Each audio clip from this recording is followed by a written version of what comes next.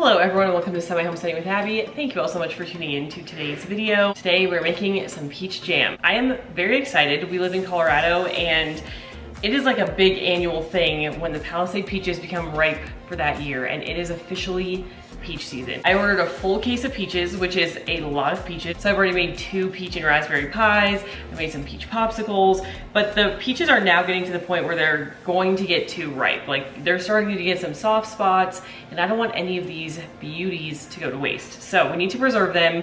And a great way to do that is to make them into jam. Whatever I don't make into jam from this remaining batch of peaches, I'm just gonna freeze for smoothies. And so we're gonna make a nice batch today. So without further ado, let's get started.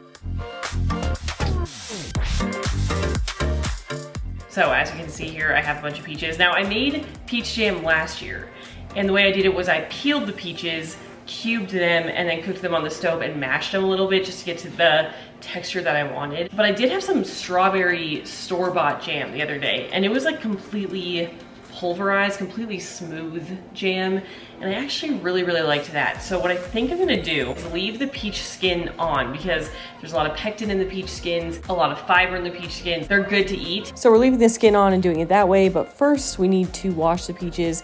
We don't want any of that fuzz on any of them, so clean that off, set them aside, and then we're gonna make our jam. A single batch of the recipe calls for 4 peaches, so I'm doubling it and using 8.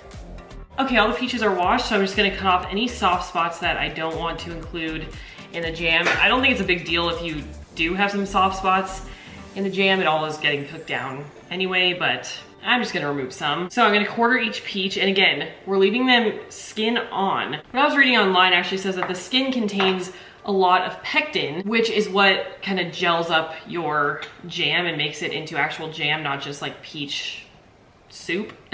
So it's actually beneficial to the whole process, especially if you don't want to use pectin to keep the peels on. And that's what kind of also inspired me to puree the peaches instead of leaving them chunky, because I just think it'll be better for the skin to be completely blended up and not really recognizable in the jam, as opposed to like big chunks of skin in there. You can really do it however you want. Again, this recipe is just extremely simple, and you pretty much just have to stir things on a stovetop, so that's good news.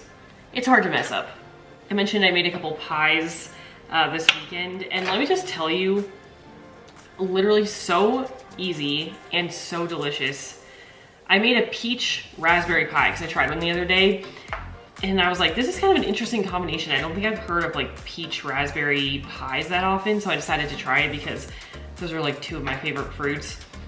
I gotta tell you, I don't know why it's not more popular. It's so good, and you don't have to like cook the pie filling at all. You know, you just throw like basically peaches, raspberries, I think it was a little bit of cinnamon, some cornstarch, and some lemon juice. I think that was all that was in the filling, and you just like mix it in a bowl and throw it in a pie crust and bake it. And it turns out amazing and just super delicious. Okay, I'm gonna get the Vitamix out so we can puree these. Oh, and my baby is waking up, so this is gonna have to be very quick to puree it.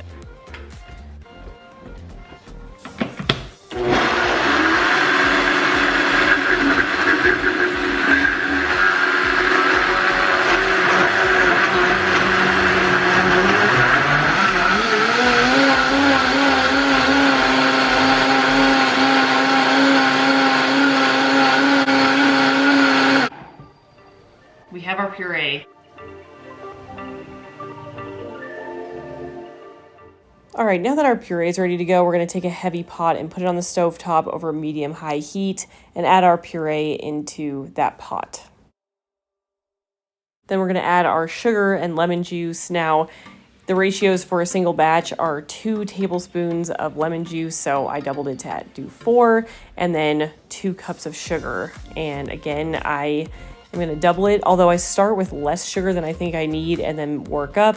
So I started with 3 cups and then did a little taste test, found that it was a little bit too tart still, and so added that last cup of sugar after. And don't be too scared of the sugar. It is a lot, but you know, if you're having cane sugar, it's better than any of the fake substitutes, in my opinion. Plus the sugar is really what helps the jam set and be kind of firm. So you just add that all together on the stovetop, bring it to a boil. It's gonna look similar to this. And as you can see, there's a decent amount of foam on the top of the jam, and you don't really want that when you can. So a trick that I learned is to just add a pat or two of butter and put that in while it's boiling, and it'll start decreasing the amount of foam on the top of your jam. And it's really helpful. It's worked every time. So I would highly recommend doing that. Once you've got it boiling, drop it to a simmer and just simmer it for about 15 to 20 minutes, depending on the consistency that you want. You can go longer also if you would like, or shorter, all kind of depends on preference. But this is how it's gonna look once that foam starts to go away because of the butter. And some people like to take it off once the jam coats the back of a spoon. I like to go a little bit thicker, so I just keep letting it simmer for a little bit longer.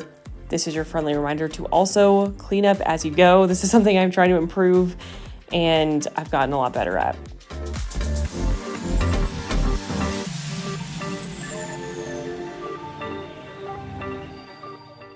Once you get it to a consistency that you like, we are going to put it into cans. Now, you can water boil can this and keep it for long-term storage. I didn't really need to because I'm gonna give this to some friends and family, so I don't need it for long-term storage. So I'm not gonna do the full water boil canning process, but I am gonna make a whole other video about how to do that. But for this, I just take clean jars. They're a little bit warm, and I'm going to use my canning funnel and put the jam in each jar.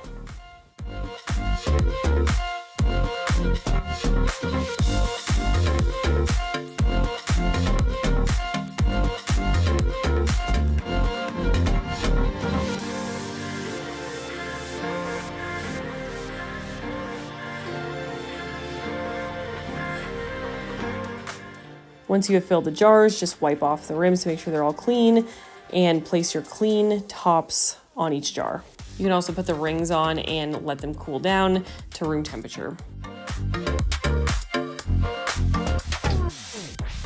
After the jam was made, it was time for a taste test. I was impatient and tried it when it was a little bit warm still, so that's why it's so liquidy. It firms up a little bit once it's colder.